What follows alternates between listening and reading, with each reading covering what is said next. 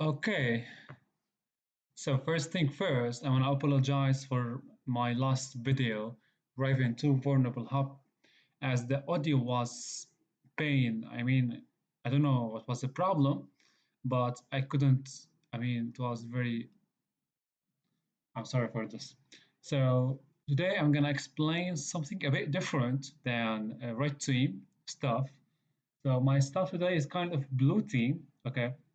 So in this video today, I'm gonna show you how to create an IP security rule to negotiate when communicating with other computers on the network.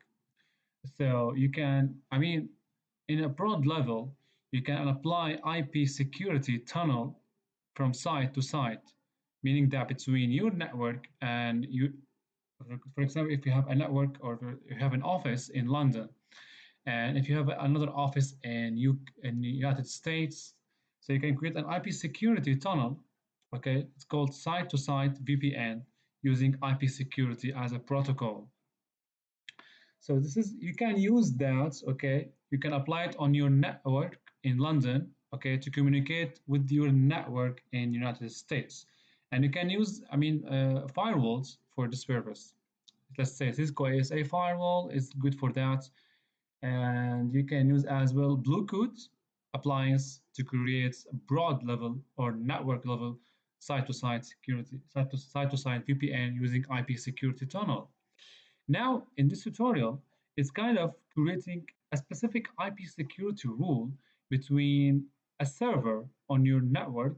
In our case, it's the server on the screen, okay, and with other computers on random network, okay, whether it's internal network or outside uh, external network.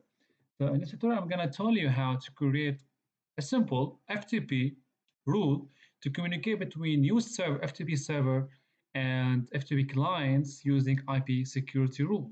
So whenever your computer or your FTP server receives a connection on port 21, in order for your server to communicate and respond back to the client's request, it triggers the IP security rule that we are about to create. So let me delete this now.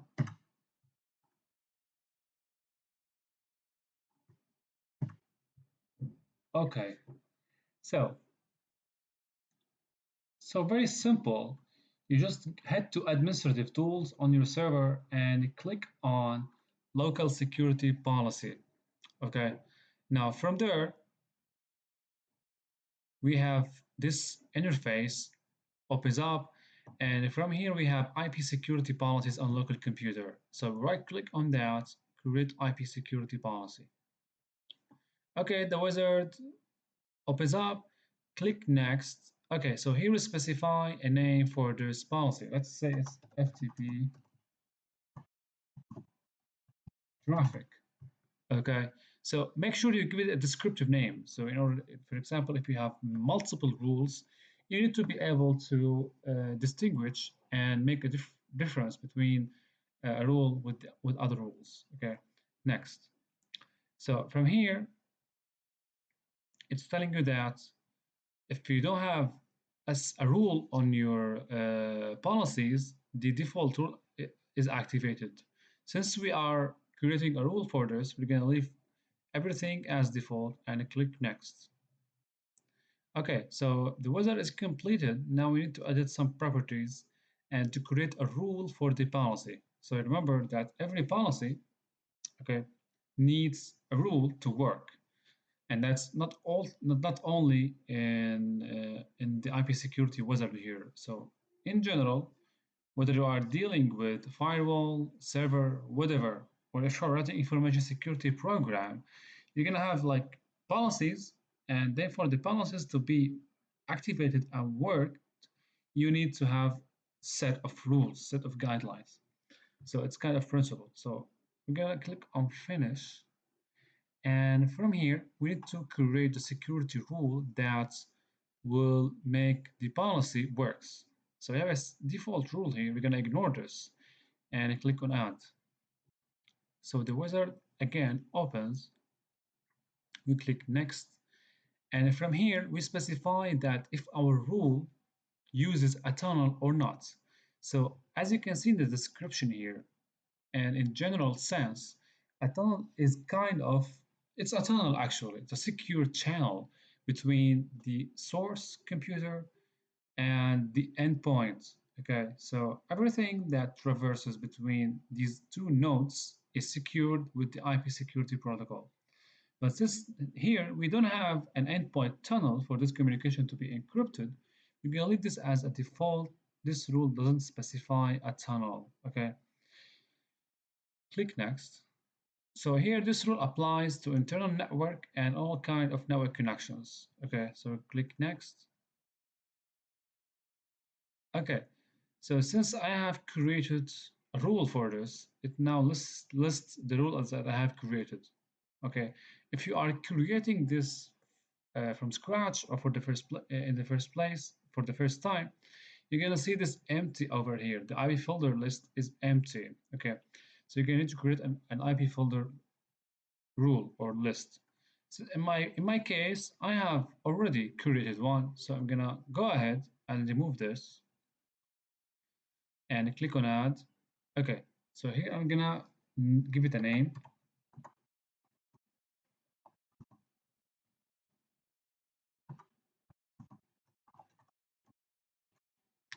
Okay, click on add. You can give it description and add. And now the IP folder wizard opens up. Now the purpose of this IP folder wizard is to take the rule, okay, take the policy and apply it to a set of IPs on your network to make the communication effective on IP security. So next,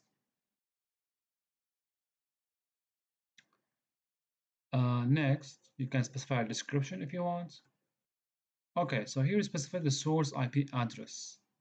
Okay, so in my case, I want to say that the source IP address is any, or we can map the specific IP address on the network, which is 35.232, my server IP address. Next, now I'm going to select here any IP address, regardless, internal or external, ingress or egress to the network. Next, now the protocol type would be, some TCP. Now the port would be from port 21 and to any port, since the source client would be connecting from arbitrary or randomly generated port. Next, now I'm going to select edit properties. So I can see a summary for or kind of interface to edit the options I have opted for. So I can edit here the source IP address, destination, and edit the protocol, port, the description. I'm going to click now, OK for now. And then I'm going to click OK.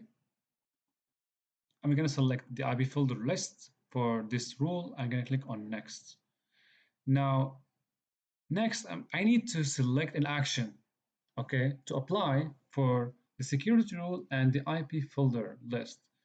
Okay, for now, I'm going to delete this one, remove, sorry. Okay, so when you first create this, it's going to be empty. Now, just I'm going to show you the action list I have created, edit. So as you can see here, for the action list, I can select an action to apply for the rule and the list or the IP folder list. I can select permit the communication, or I can say negotiate security, okay? And over here, it's the encryption algorithm, which is 3DES. ESP stands for encapsulation security payload, which is part of the overall packet of the IP security protocol. And you have here the authentication header. Okay. Now the most important in this kind of encryption is the encapsulation security payload. Okay. Now you can always, for flexibility and productivity, you can also opt for allow fallback to unsecured communication if the endpoint or the computer I'm communicating with doesn't support IP security. Okay. Now, if you are strict on security in your organization, you can just leave this as it is. If you need to be flexible, you can select allow fallback. Click on yes, apply, next. Okay, now here, since the authentication header needs some kind of authentication in place, I'm going to select use a pre-shared key for the authentication to take place. So let's say IPsec test. All right. Next, edit properties, finish. So I can see here properties for the action list I have created, name, the folder action, authentication method, so on. And now I'm going to make sure that the action list I have created is effective. I'm going to click on add. Okay, so on OK. And now I have created my first IP security policy on this local computer. Now to make this active, I'm going to right click on that and click on assign. Okay, now the policy has been assigned and it is active. And this is how you create an IP security rule on your local computer to negotiate with other computers securely using the IP security protocol. And of course, if you have a firewall in place, just you can depend on the firewall and create your own security policies using VPN that uses an IPsec protocol as an encryption mechanism. Thank you for watching and see you in the next video.